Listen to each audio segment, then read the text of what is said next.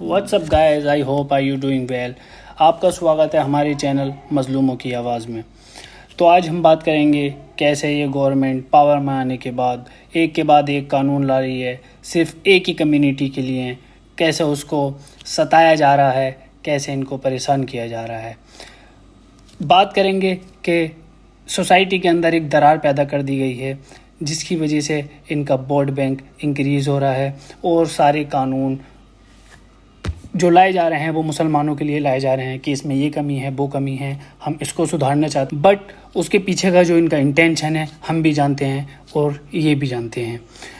तो आज हम इसी पर बात करेंगे कि किस तरीके से और कितना सहेंगे मुसलमान इस गवर्नमेंट के नए नए कानून और इस तरीके की हरकतें।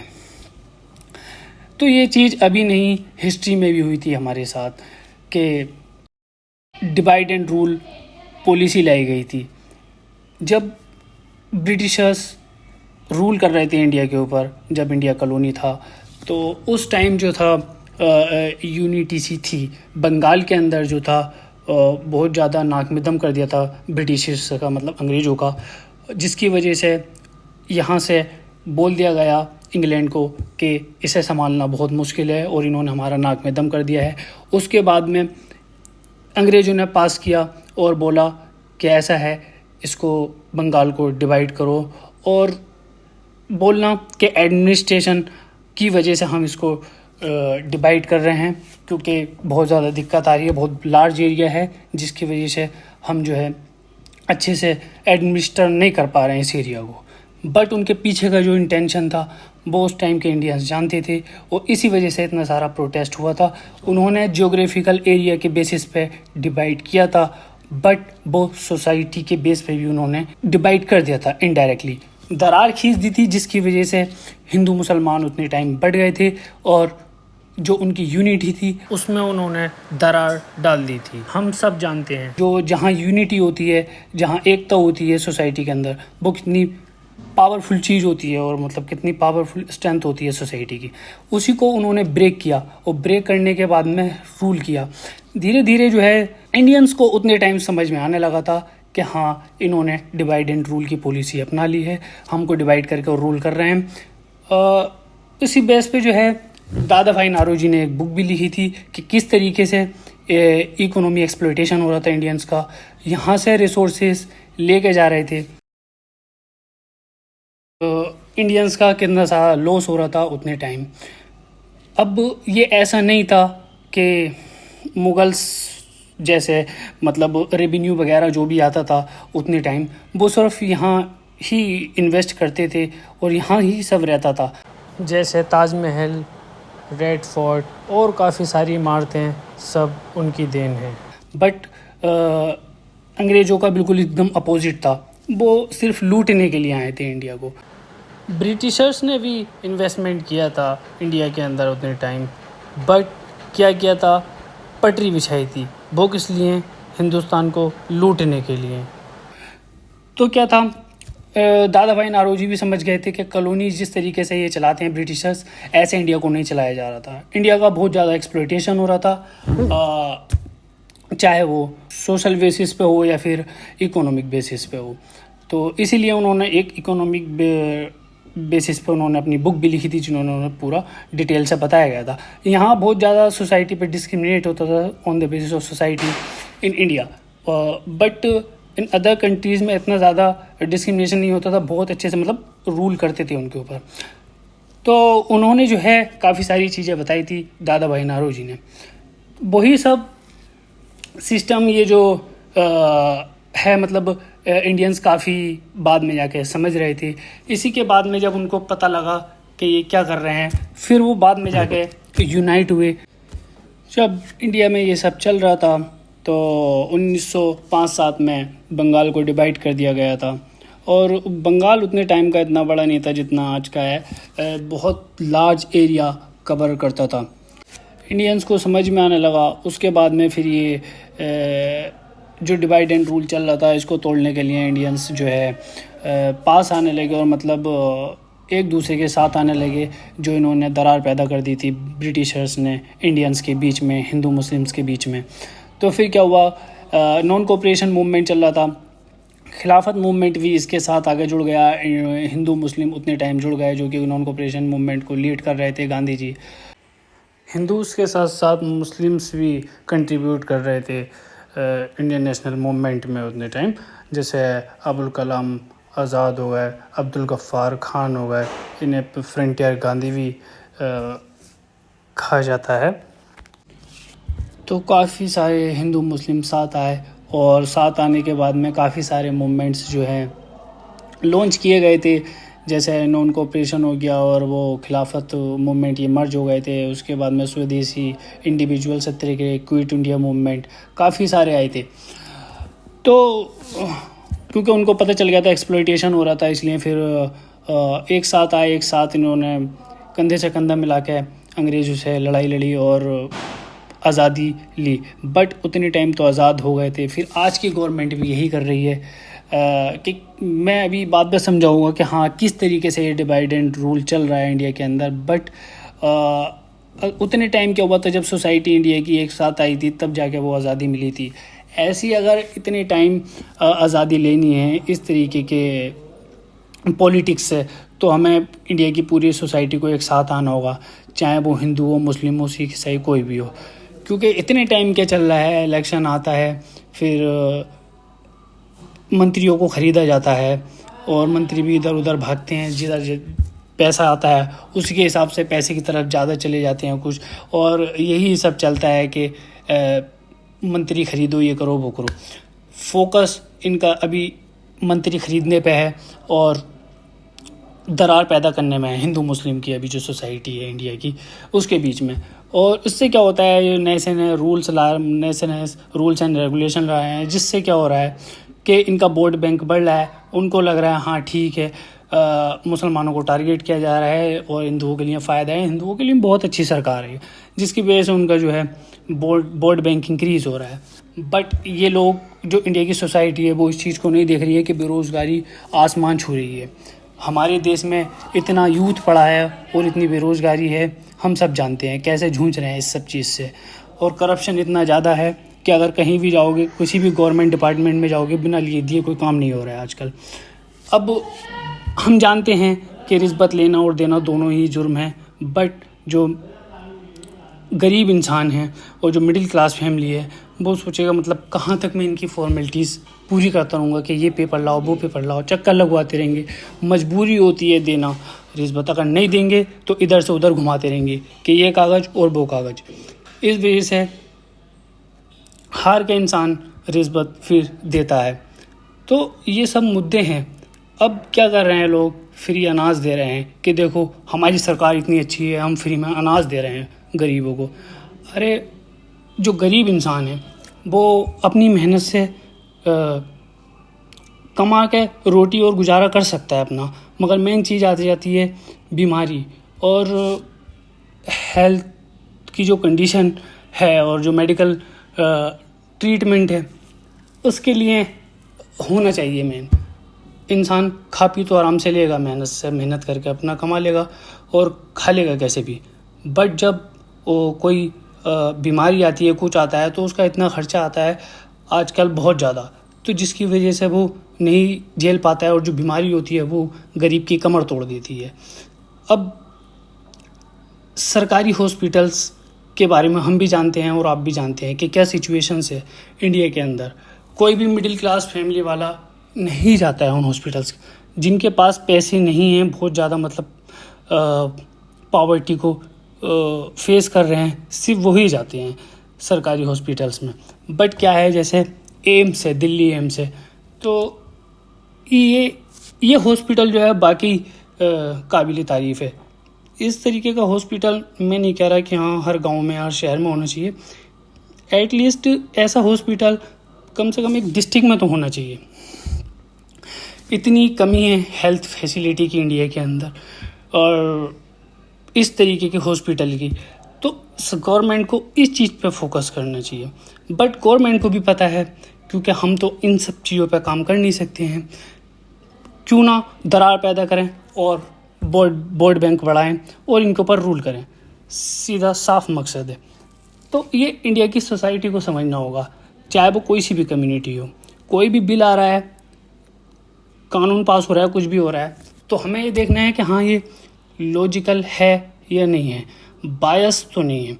अब मैं बताऊंगा कि किस तरीके से मतलब कौन कौन से मुद्दे हैं जिनके ऊपर ये कानून बनाते हैं और बिल पास करते हैं, और जबकि वो बहुत सारी चीज़ें ऐसी हैं जो इलॉजिकल हैं।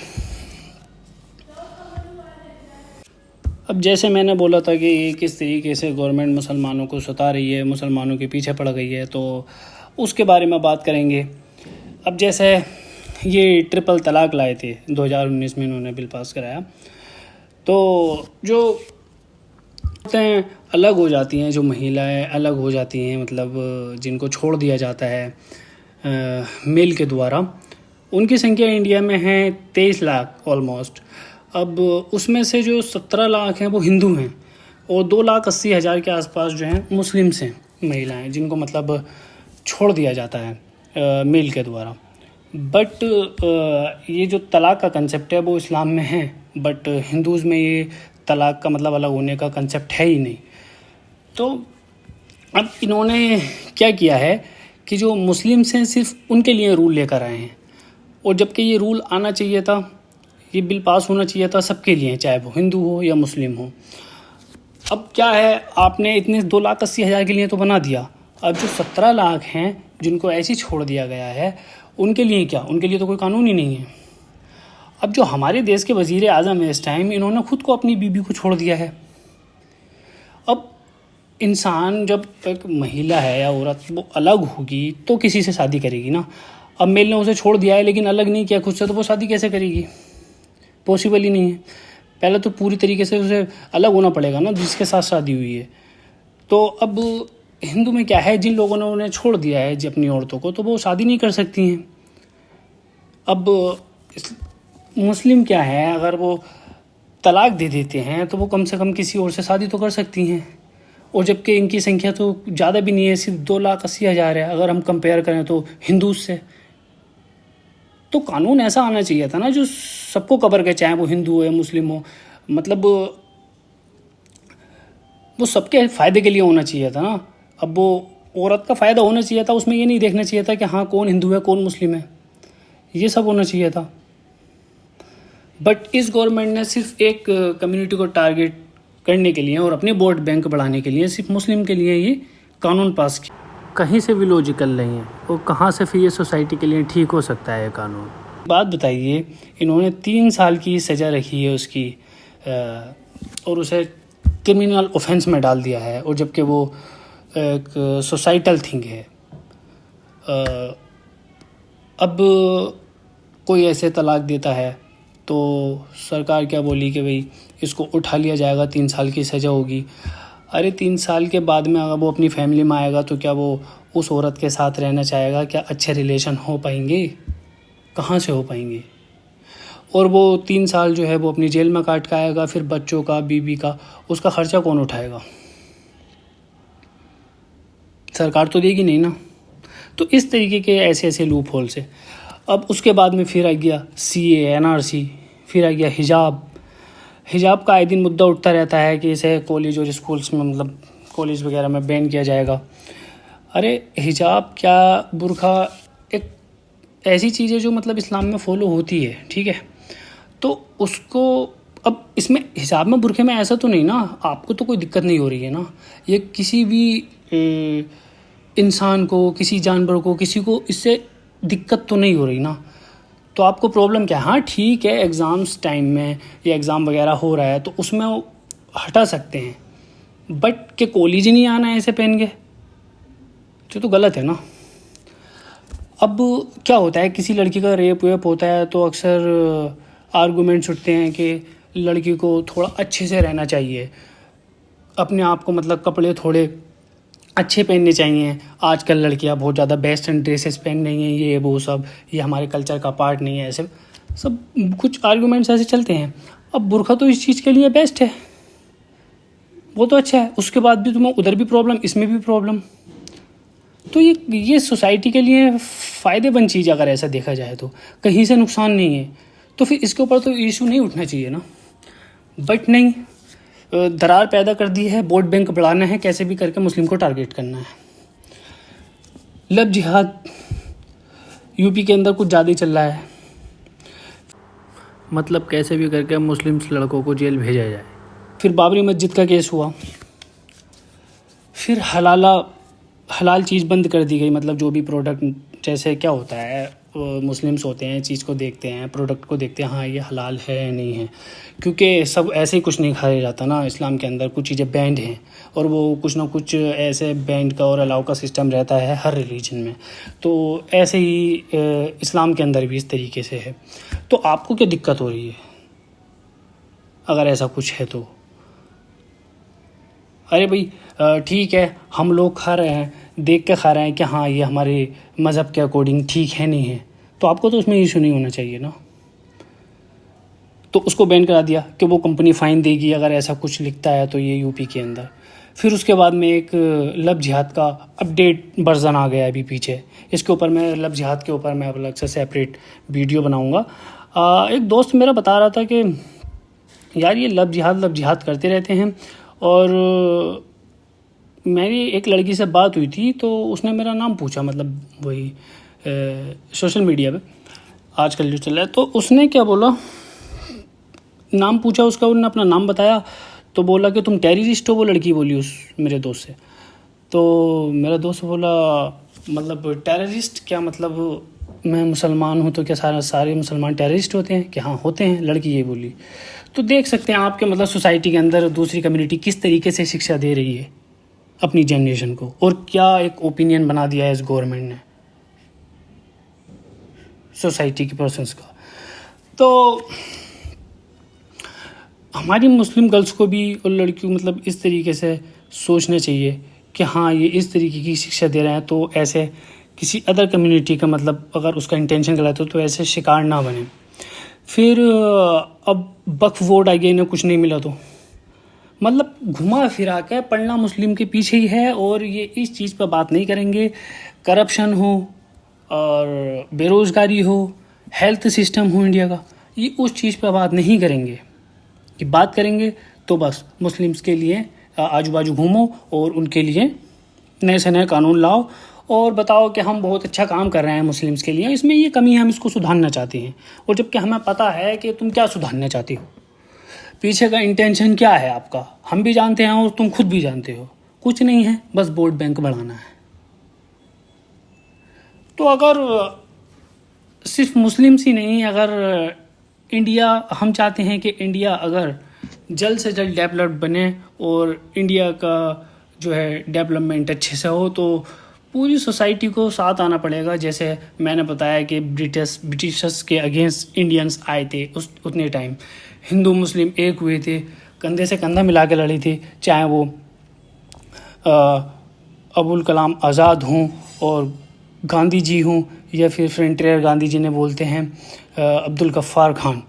तो ये सब इस तरीके से काफ़ी सारे लोग हैं जो एक साथ आके उतने टाइम लड़े थे, और यूनिटी वो बहुत ताकत होती है जो उतने टाइम करके दिखाया था इंडियंस ने, और वो आज भी हो सकता है अगर हम चाहते हैं, अगर आप लोग भी चाहते हो कि हाँ हमारा देश डेवलप हो, चाहे वो कोई सी भी कम्युनिटी का हो, सबको एक साथ आना पड़े। अरे उतने टाइम तो डेमोक्रेसी भी नहीं थी, आज तो डेमोक्रेसी है। आज तो आज हमारे पास राइट है, राइट टू प्रोटेस्ट का, हम सड़कों पर उतर सकते हैं पीसफुल मैनर में, अंडर कॉन्स्टिट्यूशन के दायरे में रह के अच्छे से प्रोटेस्ट कर सकते हैं, और कैसे भी कानून को, कैसी भी पॉलिसी को हम रोक सकते हैं जो सोसाइटी के वेलफेयर के लिए नहीं है, और जो उसका डबल इंटेंशन है। इस तरीके की कानून और पॉलिसीज़ को हम रोक सकते हैं सब एकजुट होकर। अगर आप लोग चाहते हो कि हमारा देश जल्दी से डेवलप हो और दूसरी लेवल पे पहुँचे, जैसे डेवलप्ड कंट्री आजकल हैं दुनिया के अंदर, उस लेवल पे पहुँचना हमको है, तो हमें सबको एक साथ आना होगा, चाहे वो फिर कोई सी भी कम्युनिटी का हो, और हमें लॉजिकल बात करनी होगी। हमें जो भी कानून आ रहा है, कुछ भी आ रहा है, हमको उसको लॉजिकल वे में देखना होगा, और तभी जो है वो पास हो हमारे देश में। और मुद्दों पे बात हो, जैसे करप्शन हो गया, बेरोज़गारी हो गया, हेल्थ सिस्टम हो गया, लाभला, इन सब चीज़ों पर बात होनी चाहिए। ऐसे नहीं है कि बस वोट बैंक बढ़ाओ और दरार पैदा कर दो और रूल करो, बस बाकी देश कहीं भी जाए मतलब नहीं, तो ऐसे नहीं होना चाहिए। अब अवेयर होना चाहिए लोगों को कि ये आए दिन ये मैंने इतने सारे गिनवा दिए हैं और ये हाल ही कुछ सालों के इतने कानून हैं। अगर मुस्लिम्स चाहते हैं कि इस तरीके के आगे कानून ना आए, हमको टारगेट ना किया जाए, तो एक बात नोट कर लें, सब में इस तरीके की अवेयरनेस फैलाएं। और अगर इस तरीके का कोई भी कानून आए सिर्फ टारगेट करने के लिए और वो सिर्फ मुस्लिम्स के लिए हो गलत इंटेंशन के साथ, तो फिर क्या कर सकते हैं हम बहुत कुछ कर सकते हैं। हमारे पास राइट टू प्रोटेस्ट का राइट है और हम उतरेंगे सड़कों पे और हम उस ऐसे कोई भी बिल कानून को पास नहीं होने देंगे जो एक सिंगल पर्टिकुलर कमेटी के खिलाफ होगा। और इस वीडियो को ज़्यादा से ज़्यादा हर जगह फैलाएं, शेयर करें। और अभी तक अब आपने चैनल को सब्सक्राइब नहीं किया है तो प्लीज़ चैनल को सब्सक्राइब करें। कमेंट में बताएं इन्फॉर्मेशन कैसी लगी। और काफ़ी सारे टॉपिक्स हैं, अगर आप लोग सपोर्ट करेंगे तो मैं और भी वीडियोस बनाऊंगा। तो थैंक यू। और कैसी लगी इन्फॉर्मेशन प्लीज़ कमेंट में बताना। ओके, मिलते हैं नेक्स्ट वीडियो में।